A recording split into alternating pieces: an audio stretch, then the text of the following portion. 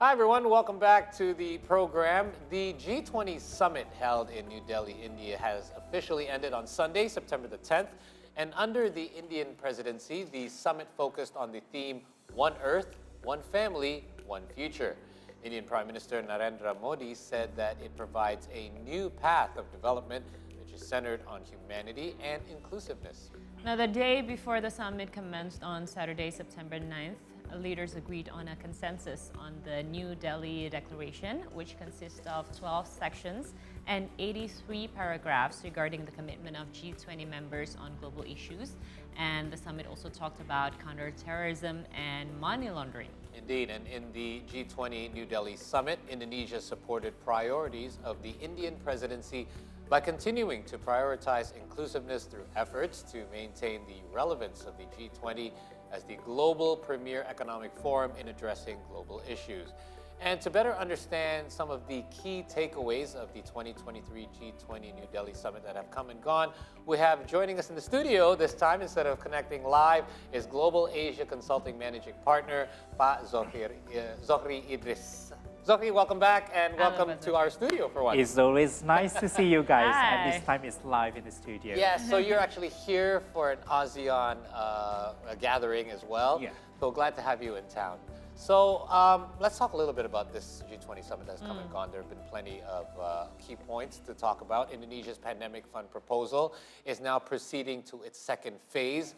And in the leaders' declaration, it was revealed that the leaders of the G20 group countries welcome the conclusion of the first proposal and are now looking forward to the second proposal at the end of this calendar year. But this also indicates, will there be a new pandemic, or is that what we're preparing for? What's your take on this? Oh, well, certainly, Paul and Shanaz, I'm not a scientist, that we could not really predict the likelihood of a pandemic. But what we have learned for the past 2 years, when COVID-19 breaks out, pandemic or diseases happens in a multi-dimensional and multi-levels way. You've got COVID-19 at the global levels, you've got influenzas at regional levels, and then you've got some national level based kind of diseases. Well, that's the first lessons that we have learned, and we were not really prepared for the regional, what more to the global scale of the pandemic outbreak. So what we've learned is that we just do not want the unpreparedness to happen again. And I think what we also have seen, and I think all of the G20s, especially Indonesia, have seen, the way that the pandemic has been break out throughout the region has clearly implicated at the expense of the developing countries. Not only in terms of the vaccination gap, but it has actually evolved into other kinds of crises as well. So we just do not want that to have its own repetitions in the future. Therefore, in the minds of Indonesia and Italy as the two pioneer group who fought over on this pandemic fund, is to centralize on the idea of prevention and preparedness towards any kinds of diseases, pandemics in the future. And it is just to minimize the risks as well as the negative implications to developing countries. You mean by more equality then, in that sense, whereas if there's a pandemic fund that we all have access to in the region, then there won't be that inequality of, let's say, access to vaccines and things like that. Equality is one thing, but it's also in terms of smooth implementation and transitioning, and so that we can close the gap when the pandemic happens, and we are not allowing these health crises evolve into other kinds of crises like economic, social well-being, mental crisis, and so on. So I think this is where it all started. Gotcha. I see. All right. So we are prepared for another pandemic, and hopefully Bite your tongue. not in the future. Hope it doesn't happen. Now, we also want to know, because the summit also discussed the war in Ukraine. It is a big matter. Now, G20 nations agreed that states could not grab territory by force and highlighted the suffering of the people in Ukraine, but avoided direct criticism of Russia for the war. Now, can you tell us more about this? I think certainly this is quite a shocking to everyone who attended the summit, as well as our policy readers and analysts like us, because we've known the behavior of the G20, who is definitely more inclined to developed nations or Western-centric nations who sees the war or the crisis in Ukraine as one-sided. So the move towards harmonizing the text of the declarations by sticking to the objective that we really still condemned fight over territorial gain, but we do not want to name any country.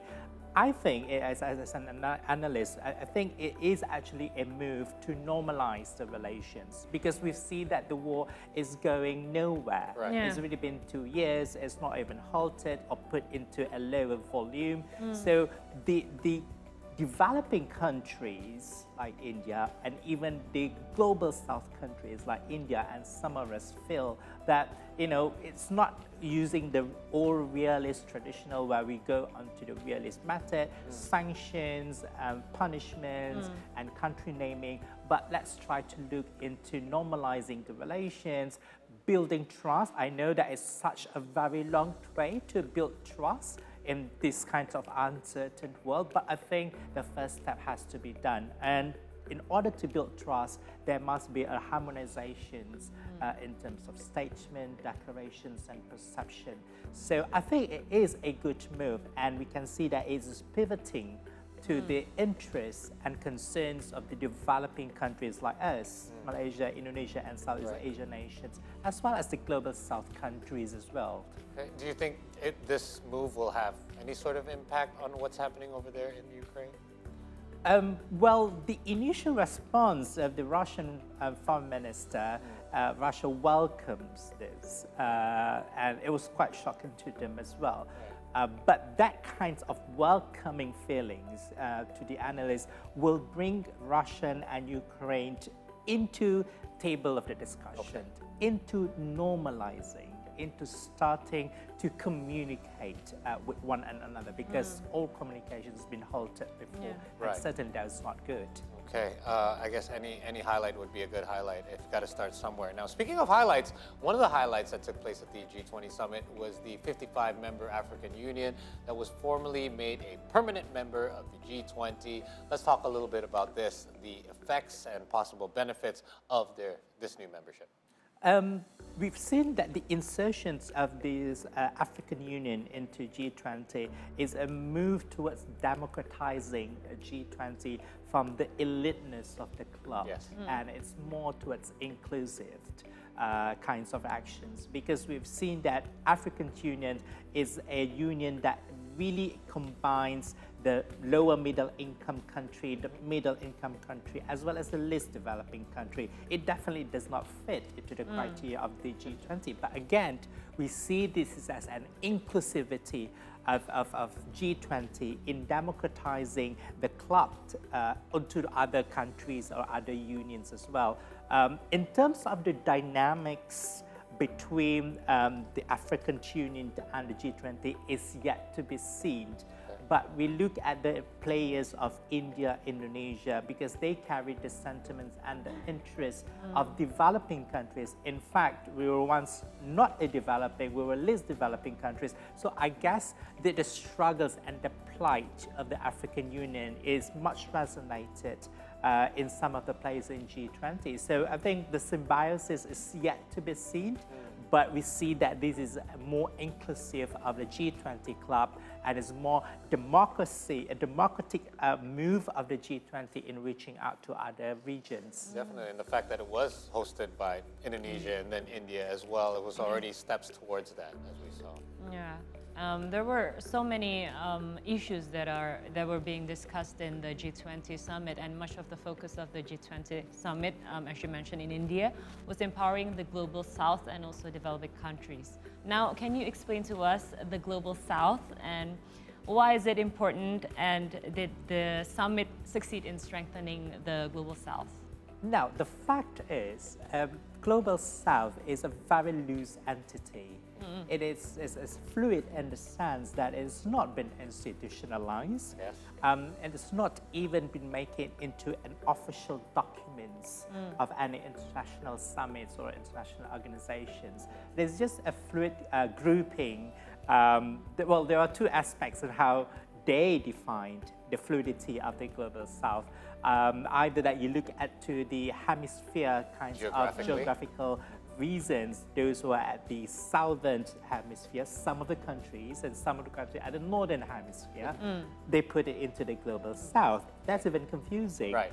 But they also, some of them, the analysis are also taking into the account of the GDP growth, where countries who have achieved 15,000 GDP growth in these geographical situations can be inserted into the global south. So again, it's a very fluid and it's a very loose kind of entity, and it's not been institutionalized. But we see a lot of developing countries are in the global south. And I wouldn't say the beauty, perhaps the merit of the global south is actually spearheaded by countries like India, China, who is actually about to graduate as a developing country. So again, you know, they're able to represent the interests and concerns of other countries who are actually in the global south. So yeah, it is very fluid, but so far, if you look into the text of the United Nations, World Health Organization, there is a lot more words of the global south being documented. So we have to see whether it's going to be institutionalized or not in the future. Probably soon, because I'm starting to hear those two words together a lot these days. So you brought up China. It's because India and Indonesia are in it. We'll see when Brazil takes the chairmanship next year, whether, you know, it's still going to be talked about. That's a good point. Yeah. Okay, so you touched a little bit about China. So President Xi Jinping was notably absent for this particular G20 summit, and leaders of the US, India, Saudi Arabia, among others, had announced plans to set up and port links between Middle East and South Asia, and eventually to Europe, and to join hands for a transport corridor. Now, it seems that seemingly that the U.S. is seeking to counter what is happening with China's Belt and Road Initiative, their push on global infrastructure, by pitching Washington as an alternative partner and investor for developing countries at the G20 grouping. So what are your thoughts on this particular matter? You are right in the sense that it is a reactive measure towards BRI, Belt Road Initiative led by China. In fact, BRI was launched in 2013. It takes only 10 years after for countries like a superpower like the US to create the reactive measure. Regardless, we are not here, I think from the perspective of Southeast Asia, it is not to actually evaluate which one is better or which one is worse, but what is it for us as a receiving region, ASEAN, as a receiving nation like Indonesia, Malaysia, and some other countries, what is it on our benefit when we see there is actually a competition to insert more development fund or infrastructure fund into the region. So we need to see from that perspective. And it's easy to say that we should welcome any efforts or initiatives to develop our region, putting the terms and regulation that is a win-win situation with our region, the capacity of Southeast Asia, as well as countries in Southeast Asia. But it also lies a challenge. And how do we actually navigate the influences of these two initiatives? Because we see that this is actually, between them, is actually a counter-reaction. It's about limiting one and another. We can call it as some sort of a political rivalry using economic and development terms. So how do we actually navigate and how do we actually balance their interests and so-called objectives with our objectives and needs is a concern that we, Southeast Asia, should really think of very seriously, because we just do not want to be a deer between these two elephants. Right. Or we should be the smart deer between these two elephants. Should we be looking at it from a regional perspective, or should each nation kind of look at it as to, well, what's the most beneficial for me and what do you want from me in return? Factually, in ASEAN, we see that the insertions of Belt Road and initiatives only land on certain countries, not all countries in ASEAN, and countries develop their own measurement in terms of impact assessment, in terms of economic returns, without actually bringing it to ASEAN as a regional level. So I think at the moment we still approach it at a national kinds of measurements, but I think that in the future there will be an opening of gates towards regional as well. And not to forget as well, Paul and Shahnaz, as we speak, IPAF meetings happening in Bangkok right now. We also have the ASEAN Outlook of the Indo-Pacific that is launched last year. So there are movements towards setting up a regional perspective in approaching this dynamics between two superpowers. I see. All right. Now, if we're speaking about benefits, what are the other important points that have not mentioned here yet, and which especially will have effects to us, Indonesia, and maybe neighboring countries such as Malaysia? One interesting fact that we've learned about G20 this year round in India is that there is a pivot from the Western superpower-centric kinds of G20 into a non-Western centric. Last year was Indonesia, this year is India, and the perspective that is put forward is more towards Asia. These 2 years round. So we've seen that pivot, and that pivot is actually something good and very responsive. So the implication to us is how that we keep on continuing this pivoting, putting our voices and interests in the G20 summit, regardless who is region chairman, but we have to put our voices there and every year. So that's the first thing. And secondly, I think from looking at the statements of the G20, there is a movement to actually restore the trust and confidence towards international multilateral organizations or setup. Because since the pandemic and since the escalations of crisis, we've seen that the trust deficits is really rapidly happening. And I think what we are doing right now is to build the trust that is already crumbled, but there's always somewhere to start with. Yeah, we can always improve those relations. Wow, so a lot of points that were covered. Let's hope that, and as you mentioned, momentum was on our side here in the south part of Asia. Let's hope that as the summit shifts over to its next chairmanship, that the momentum can still continue to roll on. Glad to have you with us, Zokhri, Idris here in Jakarta. How long are you staying? I'll be here until Friday. Okay. Yep. So it's a pleasure to be here. It's my 7th time in Jakarta. Wow. Okay. Always love the city. The air has cleared up a little this week, so we hope for me. Time to go out. All right. That covers our insights and highlights from the G20 summit. We will have to take another short break here. It is almost 8:30 in the a.m. We've got some feature stories coming up after the break. Stay with us here on the C Morning Show. We'll be right back.